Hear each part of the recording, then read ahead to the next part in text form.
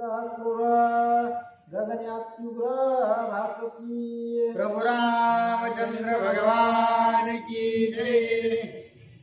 असं ज्यावेळेस असणार राजा दशरथाने प्रभू रामचंद्राच्या राज्याभिषेकाचा घाट घातलेला आहे, परंतु ज्यावेळेस प्रभू रामचंद्राचा राज्याभिषेक करायचं हे ठरवलं, निश्चित केलं, त्यावेळेसपासून असणार जे राजा दशरथ, कारण सर्व ज्ञान असणार त्यांना सगळ्या गोष्टीचं होतं, काय घडणार आहे काय नाही, आणि त्यात मागे काही गोष्टी अशा घडून गेल्या की त्याच्यामुळं या गोष्टी आपल्या समोर येणार, एक दिवस निश्चित या सर्व गोष्टींना आपल्याला सामोरं जायचंय हे त्यांना माहिती होतं। आणि त्यामुळे प्रभू रामचंद्रांना म्हणू लागले की हे असणारा सगळं राज्याभिषेकाची गोष्ट आहे, सर्व असणारा राज्याभिषेक होणार आहे, तुम्ही सकाळी लवकर उठून अत्यंत शुभ मुहूर्तावर तुमचा राज्याभिषेक निश्चित करावा, आणि या सगळ्या गोष्टीसाठी तुम्ही अत्यंत तत्पर अशा प्रकारचे राहा।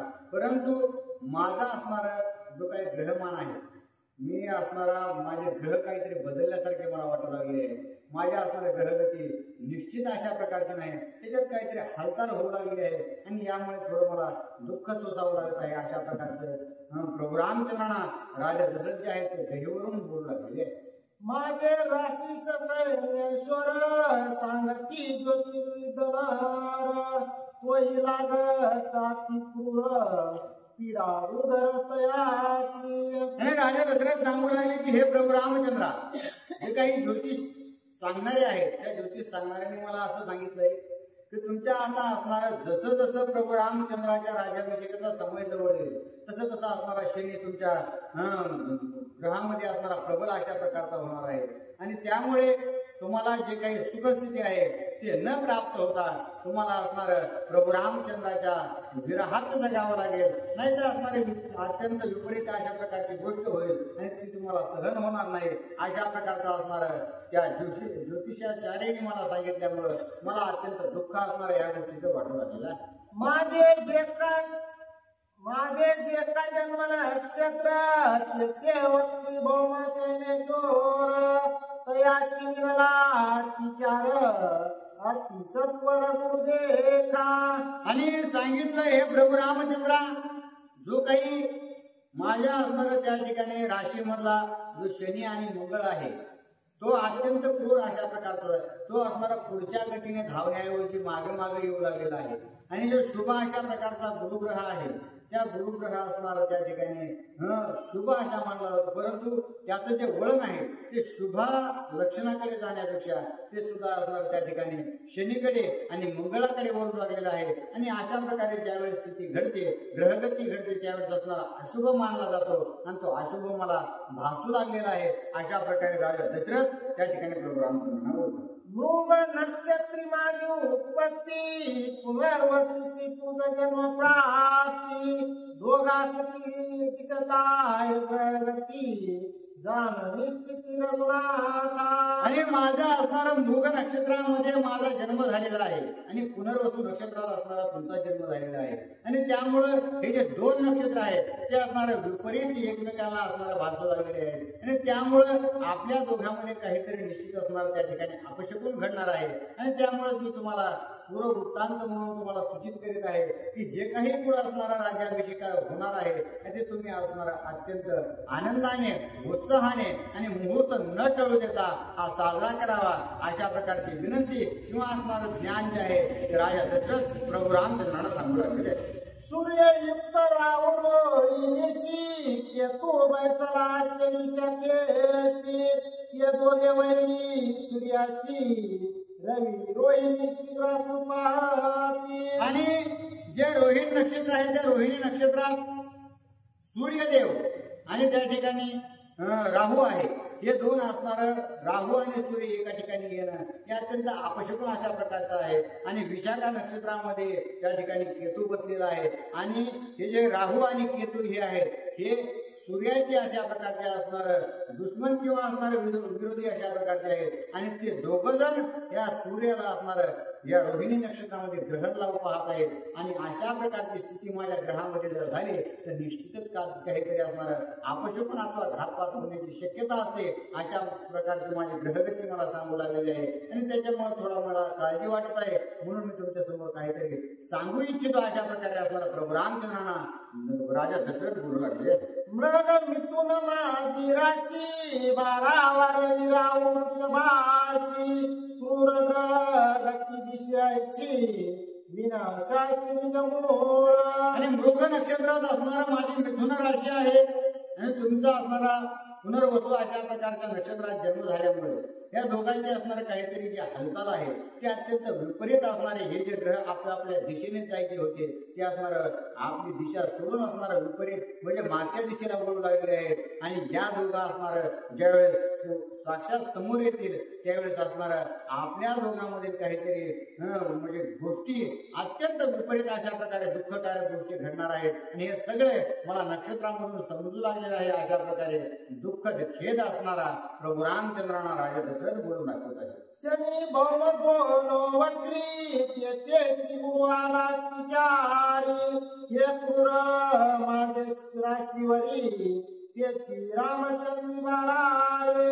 आणि अशा प्रकारे असणारा हे जे शनी आणि मंगळ हे जे दोन ग्रह आहेत त्यांच्या दिशेने ज्यावेळेस गुरुग्रह जातो त्याच वेळेस असणारं माझ्या मिथुन नक्षत्रातील जे असणारं 12वं स्थान आहे तेच असणारं कर्क राशीमध्ये येतं. अशा प्रकारे असणारं राशी ज्ञान किंवा ग्रह ज्ञान जे आहे ते प्रभू रामचंद्रांना राजा दशरथ सांगू लागले.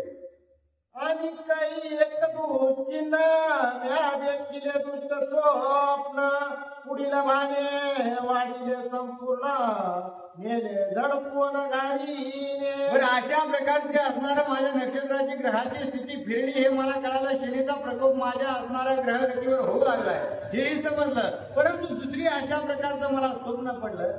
मी झोपलो असताना अत्यंत सुषुप्तीमध्ये होतो. मी झोपल्यानंतर मला एक स्वप्न पडलं की मला असणारं कोणीतरी ताट वाढून दिले आणि अत्यंत पंचपक्वानाचं ताट आहे आणि नेमकं मी त्या ताटातील काहीतरी खाणार तितक्यातच असणारं कोणीतरी ताट माझं ओढून घेतलं. आणि हे जे स्वप्न पडलं ते दुश्चिन्ह अशा प्रकारे सांगणार आहे, अशुभ अशा प्रकारचं आहे. आणि यामुळे मला खेद वाटत आहे किंवा दुःख होऊ लागलेलं आहे असा विचार राजा दशरथ प्रभू रामचंद्रांना बोलून दाखवत आहे. अमरे विनाती गो वाटे विजा पडते तिने जीव जाऊ आहे कडकडाटे येणे उद्भटते तिने पान. आणि हे प्रभू रामचंद्र स्वप्न एक नाही तर अनेक अशा प्रकारचे पडू लागलेले आहेत की आभाळ नाही काही नाही आणि अचानकच पाऊस येऊ लागलेला आहे. आणि पाऊस क्षणात पाऊस थांबतो आणि पुन्हा असणारा मोठा विजेचा कडकडाट होतो. अत्यंत असणाऱ्या विजा माझ्या डोळ्यासमोर चमकतात आणि त्या विजेने माझा जीव जातो की काय आणि माझा जीव कासावीस होतोय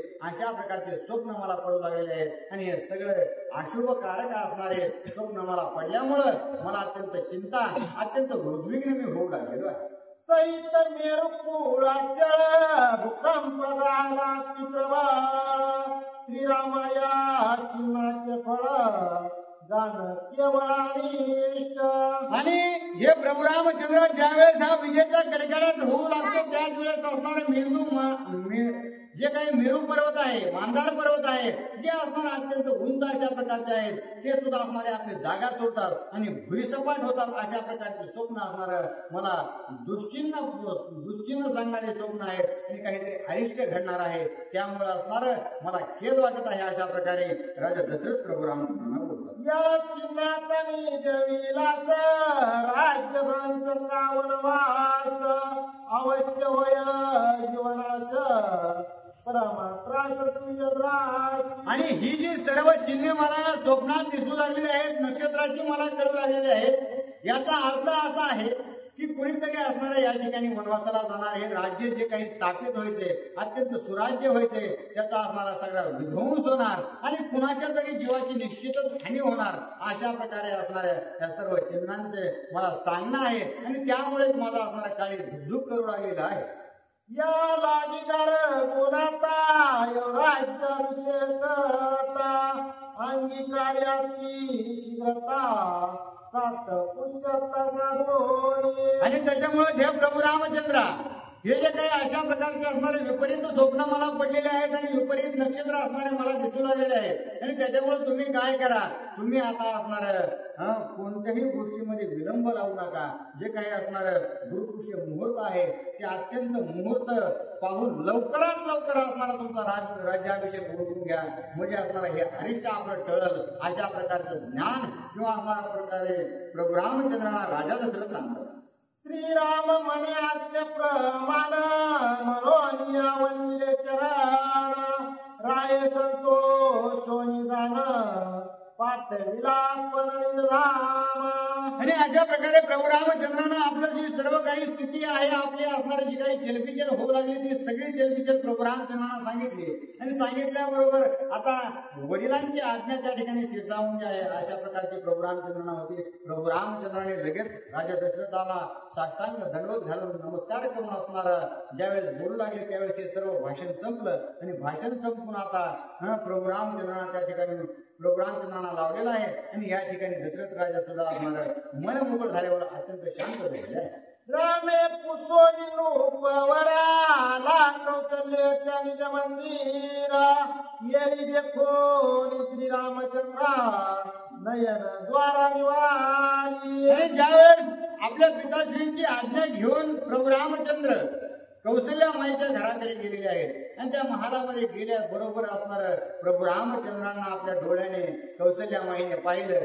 पहिला असणार आपला मुलगा म्हणून पाहणं आणि आता हा आपला मुलगा जो आहे तो राजा होणार या दृष्टीने पाहणं अत्यंत खूप मोठा अशा प्रकारचा अंतर आहे. आणि ज्यावेळेस भरून आपल्या डोळ्यामध्ये प्रभू रामचंद्रांना साठवलं त्यावेळेस अत्यंत आनंद असणारा कौशल्या माईच्या हृदयामध्ये झालेला आहे. श्रीराम सांग कौशल्यसी प्रात काळी राजासी रायने मी अभिषेकसी तेने उल्हासी कौशल्या. आणि त्यावेळेस प्रभू रामचंद्राने सांगितलं की हे मातोश्री मी आत्ताच असणार राजा दशरथाकडून जाऊन आले पिताश्रीकडून असणारा जाऊन आले आणि त्यांनी मला अशी आज्ञा केली की तुम्ही लवकरात लवकर असणार सकाळी प्रातः समयामध्ये गुरुपुष्य मुहूर्तावर मुहूर्त न दौडू देता लवकरात लवकर असणारा राज्याभिषेक करा. अशा प्रकारे ज्यावेळेस प्रभू रामचंद्राने कौशल्या मातेला सांगितलं त्यावेळेस असणाऱ्या कौशल्या माईला अतीव आनंद त्या ठिकाणी झालेला आहे. श्रीराम राज्याभिषेक त्याने कौशल्यसी परमहरिक गोक्षमंबरे कनक विप्राणे कदेती झाली. आणि अशा प्रकारे प्रभू रामचंद्राचे सुखोद्गार असणारा कौशल्या माईने ऐकल्याबरोबर त्यांना अत्यंत आनंद झाला. काय करू आणि काय ना अशा प्रकारची स्थिती निर्माण झाली. तितक्याच वेळात असणार जे काही ब्राह्मण त्या ठिकाणी जमा झालेले होते त्या सगळ्यांना बोलवलं आणि कुणाला असणारं सोनं दान केलं, कुणाला गायी दान केल्या, कुणाला असणारं जमीन दान केली. अशा प्रकारचं असणार दान करण्याचं कार्य आनंदामध्ये कौशल्या माईने केलेलं आहे. हरिके आला लक्ष्मण त्यासी राम बोलिला कोण माझे राज्यात तुझे जाणं मी तू पण मनाई. आणि ज्यावेळेस या मायलेकरांचा असा संवाद त्या ठिकाणी चालू होता तितक्याच समयामध्ये लक्ष्मणजी असणारे त्या ठिकाणी आले आणि येऊन कौशल्या माईचंही दर्शन घेतलं आणि प्रभू रामचंद्राचं दर्शन घेतलं. आणि ज्यावेळेस दर्शन घेतलं त्यावेळेस असणार एकात्म प्रीतीने प्रभू रामचंद्र लक्ष्मणाला सांगू लागले की हे लक्ष्मणा, अरे तुला वाटेल की मी असणारा माझा भाऊ असणारा राजा झालाय, परंतु मी एकटाच राजा नाही तर तू सुद्धा असणारा राजा झालास. जे असणार माझं या ठिकाणी आहे ते सर्वच तुझा अशा प्रकारे समज असा असणार त्या ठिकाणी प्रभू रामचंद्र लक्ष्मणजीला बोलत आहे. गोडी गुळाचा विवेक नावे दोन स्वरूप एक तैश्या मातृ मादेक वेगळी कासेना. आणि जशा प्रकारे असणाऱ्या विवेक दृष्टीने पाहिलं तर गुळ आणि गोडी ही जशा प्रकारे असणारे वेगवेगळी नसते. गुळ असणारा एकच आणि त्याच्यामध्ये गोड ही एकच. अशा प्रकारे जसं असणार सगळ्या गोष्टी असणारे एकत्वाने त्या ठिकाणी राहतात त्याप्रमाणे आपण तू लक्ष्मण आणि मी प्रभू रामचंद्र असे जरी असलो तरी सर्व तोपरी असणारा जे काही मला अधिकार आहेत ते पूर्णतः असणारा तुला मी प्रदान करीत आहे. अशा प्रकारे प्रभू रामचंद्र त्या ठिकाणी लक्ष्मणाला बोलू लागले. अलंकार आणि कनक आकार विकार दोन्ही एक तैश्या मी तू मी देक सर्वदा ऐक्य सर्व कर्मी. आणि जशा प्रकारे एखादा अलंकार असतो त्या अलंकारामध्ये सोनं युक्त असणार, त्यामध्ये काही हिरे माणिक मोती घातले जातात.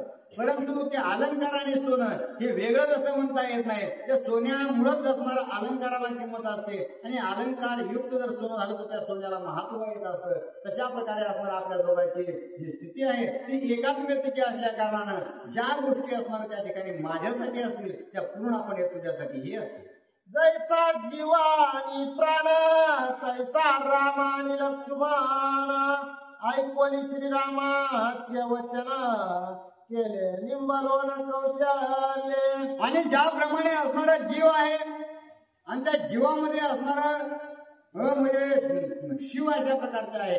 म्हणजे देहामध्ये प्राण जशा प्रकारे एकाच मतीने असतो तशाच प्रकारे असणार तुझी आणि माझी त्या ठिकाणी स्थिती आहे.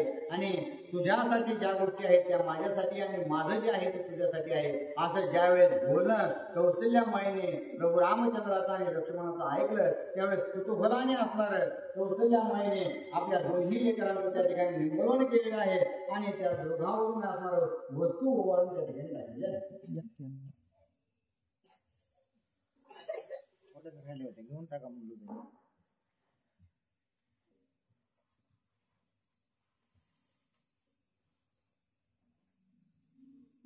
प्रभु रामचंद्र भगवान की जय. सुमित्रेशी आल्हाद पूर्ण तिने देखोनी राम लक्ष्मण वाळून या दोघे जण हरिके आपण धन वाटे.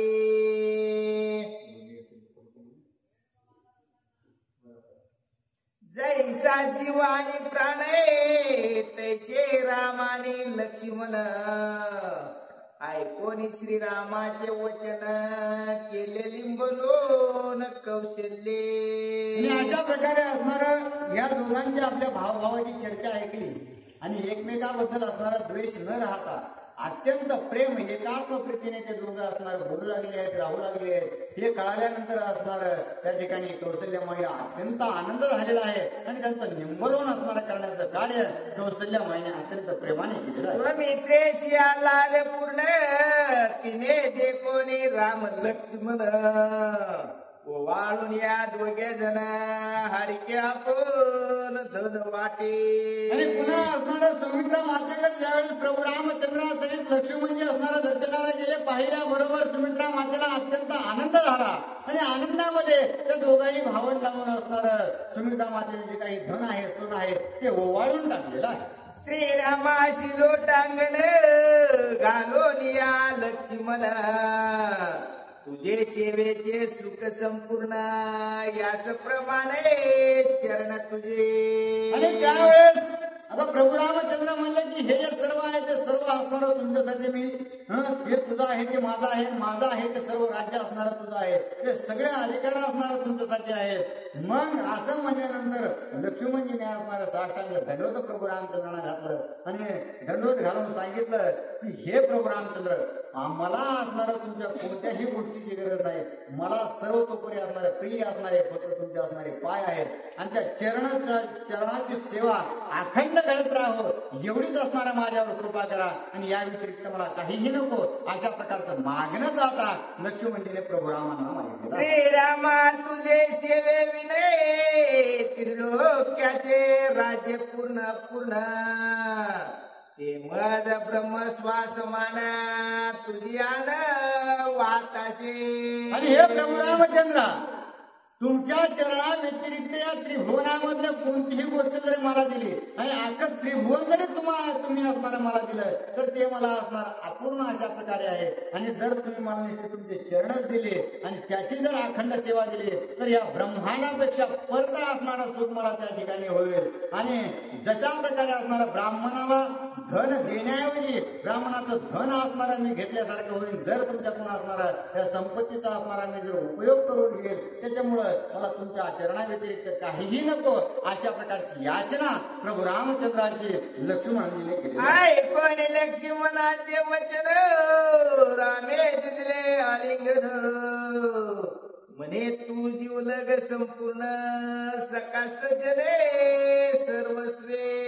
आणि अशा प्रकारची ज्यावेळेस वचनोक्ती लक्ष्मणाने लक्ष्मणजीची असणार प्रभू रामचंद्राने ऐकली आणि हे ज्यावेळेस बोल असणार प्रभू रामचंद्राच्या हृदयाला लागले त्यावेळेस प्रभू रामचंद्र असणार अत्यंत आनंदित होऊन असणार ज्यावेळेस लक्ष्मणजीला आपल्या मिठीत घेतलेला आहे आणि मिठीत घेऊन कुरवाळून बोलू लागले आहे की तूच असणारा माझा या जगतामध्ये सखा अशा प्रकारचा आहे, तूच माझा असणारा प्राणप्रिय अशा प्रकारचा आहे आणि स्वरूप देखील तूच असणारा माझा एकटा आहे अशा प्रकारे असणार प्रेमाने प्रभू रामचंद्र लक्ष्मणजीची असणारी स्तुती करू लागले.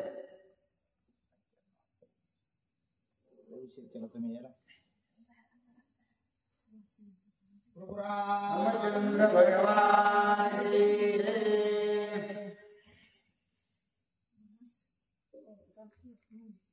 या उभरी रघुनंदना कौशल्या सुमित्रेसी नमना करुणी लक्ष्मणा गोरबना सावधान आपण येत झाला.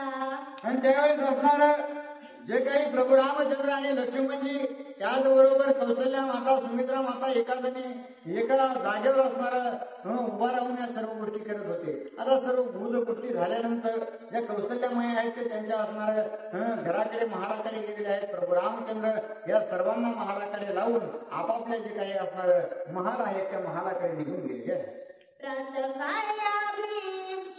प्रातकाळी अभिषिंचना राम सीतेशी उपोषणा सांगवया वरिष्ठ श्रेष्ठ पूर्ण राय आपण पाठविला.